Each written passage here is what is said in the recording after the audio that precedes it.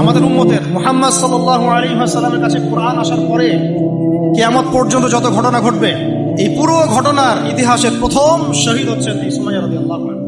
সুমাইয়া রাদিয়াল্লাহু আনহা একজন দাসী, দাস প্রথা ছিল তখন না, দাসী। তিনি, তার স্বামীর নাম ইয়াসির রাদিয়াল্লাহু আনহু, তার সন্তানের নাম আম্মার রাদিয়াল্লাহু আনহু। তারা তিনজনই ইসলাম কবুল করেছেন। আর আবু জেহেল, আবু লাহাব, উতবা সাইবার যে দারুন নাদওয়া, মানে ওই সময়কার কাফেরদের পার্লামেন্ট, এখনকার অনেকটা ওই ইয়ার মতো আর কি, বুঝে নেন, কাফেরদের পার্লামেন্ট, ওটার নাম কি? দারুন নাদওয়া। বলেন দারুন নাদওয়া। এটা ছিল ওই মক্কার আবু জেহেলের পার্লামেন্ট। মক্কার আবু জেহেলের পার্লামেন্ট নাম কি? দারুন নাদওয়া। ওখানে সবকিছুর এই শয়তানিগুলার মোজাকারা হইতো আর কি। কথা বুঝতে পারছেন?